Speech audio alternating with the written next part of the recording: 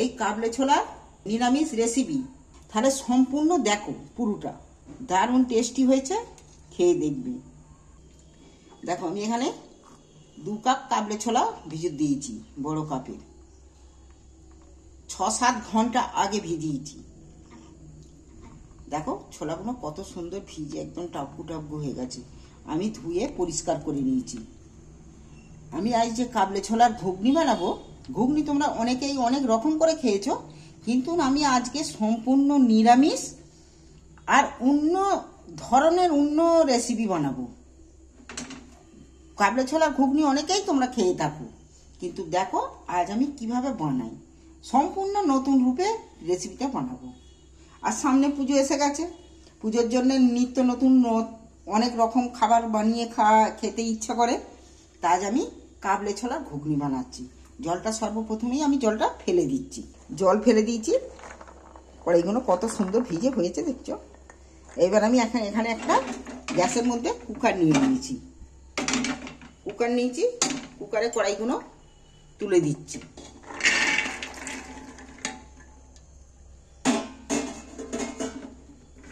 কুকারে কড়াইগুলো তুলে দিন। এবার আমি এখানে দিচ্ছি 2 তেজপাতা দিন, 2 ডালচিনির টুকরো 2 দিয়ে দিন, 4-5টা লবঙ্গ দিয়েছি, আর এলাচ 4টে ছোট এলাচ নিয়েছি। এলাচগুলোকে আমি একটু ফাটিয়ে দিই। দেখো এলাচগুলো আমি একটু 4টে এলাচ দানাকেই ফাটিয়ে দিয়েছি, এখানে দিয়ে দিন। এবার আমি পরিমাণ মতো জল দিয়ে দিচ্ছি। এর মধ্যে স্বাদ মতো আমি একটু নুনও দিয়ে দিচ্ছি, দিয়ে আমি একটু ঘেটে দিচ্ছি নুনটা, নাহলে এক জায়গায় পড়ে থাকবে।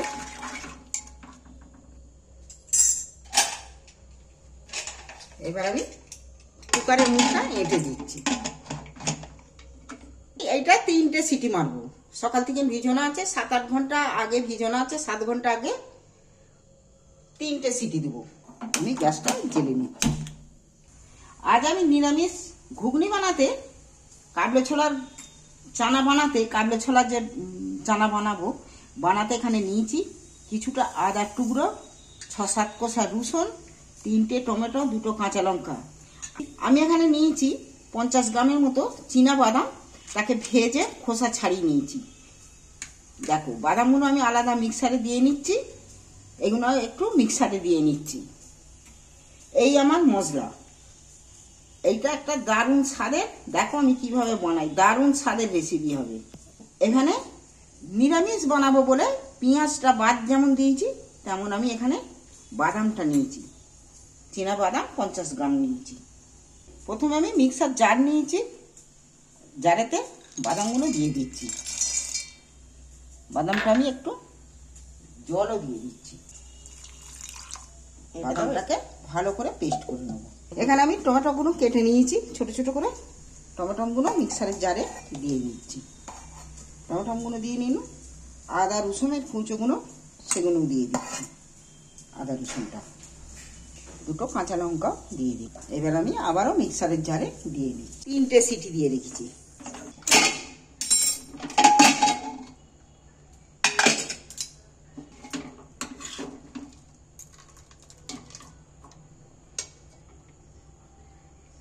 একদম দারুণ সেদ্ধ হয়েছে। দেখো সেদ্ধ কিন্তু একদম আলুর মতো সেদ্ধ হয়ে গেছে। আলু ছাড়া বানাবো আমি ঘুগনিটা। দেখো এবার নামিয়ে নিচ্ছি, আমি কড়া বসিয়ে দিচ্ছি। কড়া বসিয়ে ফের গ্যাস জ্বেলে দিচ্ছি। এখানে আমি 3-4 চামচের মতো সর্ষের তেল দিয়ে দিচ্ছি। এখানে 1/2 চামচের মতো গোটা জিরে ফোড়ন দিচ্ছি। এখানে জিরেটা দেখো গরম হয়ে গেছে। এবার আমি এখানে 4 চামচের 4 ভাগের 1 ভাগের মতো আমি হিং দিচ্ছি এর মধ্যে। নিরামিষ রেসিপিতে হিং ব্যবহার করলে তার টেস্ট দারুণ আসে, স্বাদ ভালো হয়। হিংটাকে তেলে ভেজে নিই। এইবার টমেটো, আদা, রসুন, দুটো কাঁচা লঙ্কা, ঝাল আমি ওতে খুব একটা ব্যবহার করব না, তোমরা যেমন ঝাল খাবে সেরকম ব্যবহার করতে পারো। এখানে গোটা জিরে আর হিং ভাজা হয়ে গেছে। এইবার আমি টমেটো আর আদা রসুন পেস্টটা এর মধ্যে তুলে দিচ্ছি।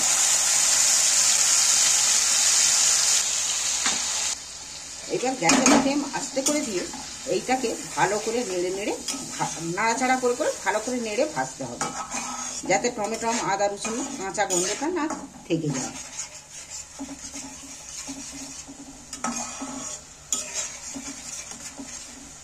দেখো মশলাটাকে ভালো করে কষিয়ে নিলে ভালো মশলার কাছেই ভালো টেস্ট আসে। টমেটোটা জল আস্তে করে দিয়ে একটু ভাজতে হবে, তবে কাঁচা টমেটোমের গন্ধ যাবে, কাঁচা আদা রসুনের গন্ধটা যাবে। মশলাটা কিন্তু আমার ভাজা হয়ে এসছে, একটু একটু সেন্ট উঠছে, আরও একটু না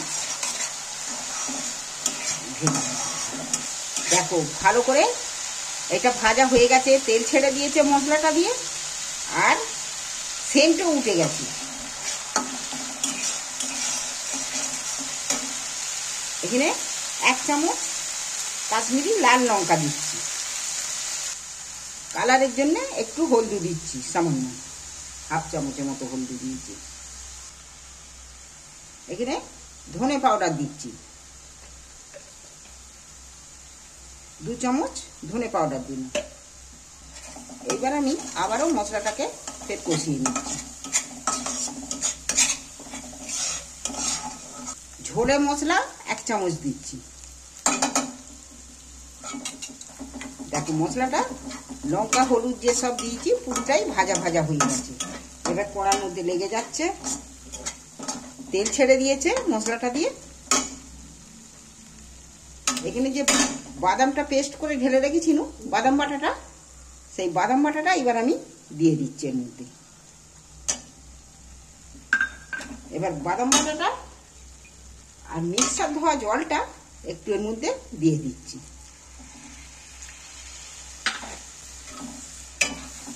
এইবার আমি বাদামটা আগে আমার ভাজা বাদাম তো ওই জন্য লাস্টে দিয়েছি।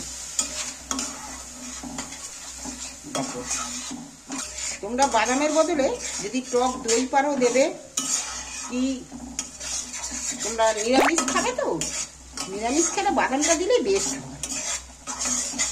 টক দইটার বদলে 3খানা টমেটো দিয়েছি এখানে। দেখো মশলাটা আমার কষানো হয়ে গেছে,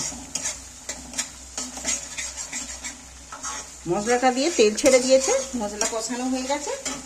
এইবার আমি কড়াই যে প্রেসারে দিয়ে রেখেছি সমস্ত জল টল সমস্ত কিছু আমি এর মধ্যে দিয়ে দিই। এইবার দেখো মশলার সাথে নাড়াচাড়া করে নিচ্ছি, একদম পারফেক্ট জল হয়ে গেছে। এটার জল বেশি না দিলেও চলবে, কেন আলু দিইনি তো, আলু দিলে ওখানে জলটা টেনে নিত। আমি কিন্তু মশলা কষার সময় নুন দিইনি, আমি কড়াইটা সেদ্ধর সময় নুন দিয়েছি, আমি সেই নুন জল সমস্ত কিছু দিয়ে দিয়েছি এর মধ্যে। এইবার আমি একটু চেখে তারপর নুনটা দেব, একটু চেখে দেখছি, মোটামুটি হয়েছে, তবু সামান্য একটু নুন দেব, 4 চামচের 1 চামচ নুন দিচ্ছি। নুনটা ঘেঁটে দিচ্ছি। এইবার আমি চাপা দিয়ে দিচ্ছি, একটু সেদ্ধ হোক। ওইখানে আমি ঘুগনি বসিয়ে দিয়ে একদম পুরো পারফেক্ট হয়ে গেছে, দারুণ একটা সেন্টও উঠেছে ভালো। এইবার আমি এখানে গ্যাসটা অফ করে দিচ্ছি, আর এই গ্যাসটা জেলে একটা প্যান বসিয়ে দিচ্ছি। এখানে গাওয়া ঘি, আমি কিছুটা গাওয়া ঘি নিচ্ছি 2 চামচের মতো, আর 2টো কাঁচা লঙ্কা নিয়েছি। কাঁচা লঙ্কাগুলো ঘিয়ের মধ্যে ভেজে নিচ্ছি। আর কাঁচা লঙ্কা যখনই তেলের মধ্যে দিবে, তেল বা ঘিয়ের মধ্যে লঙ্কাগুলো একটু চিড়ে দেবে, নাহলে ফটাস করে উঠে ফেটে গা হাতে পড়বার ভয়। লঙ্কাগুলো দেখো চিড়ে দিয়েছি বলে ফাটে না। লঙ্কাগুলো ভাজা হয়ে গেছে আমার এখানে, গ্যাসটা অফ করে দিচ্ছি। আর দিচ্ছি আমি এখানে 1 চামচ কাশ্মীরি লাল লঙ্কা, ওটা ঘিয়ের মধ্যে ভেজে নিন। এইবার আমি এইটাকে এখানে দিয়ে দিন।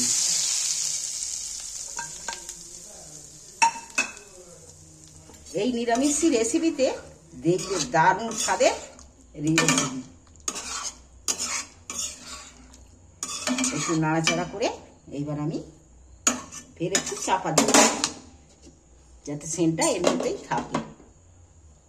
ঘুগনি আমার পুরো রেডি, দেখছো? দারুণ স্বাদের রেসিপি, পুরো সম্পূর্ণ নিরামিষ রেসিপি। তোমরাও পারলে এইভাবে একবার বানিয়ে খেয়ে দেখবে। ভালো লাগলে আমার চ্যানেলটা অবশ্যই সাবস্ক্রাইবার করবে। এইবার আমি পরিবেশনের জন্য এতে তুলছি।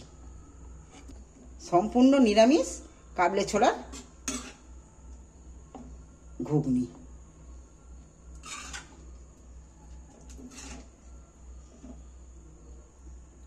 এইভাবে একবার বানিয়ে অবশ্যই খেয়ে দেখবে। আর তার সাথে স্যালাড আছে। এইভাবে সম্পূর্ণ নিরামিষ কাবলে ছোলার ঘুগনি অবশ্যই তোমরা বানিয়ে খেয়ে দেখে তোমাদের ভালো লাগলে আমার চ্যানেলটা অবশ্যই সাবস্ক্রাইবার করবে। তোমাদের ভালো লাগলে কমেন্ট করে জানিও কেমন খেলে। আর তোমরা যদি এখনই খেতে চাও তাহলে আমার কাছে চলে এসো।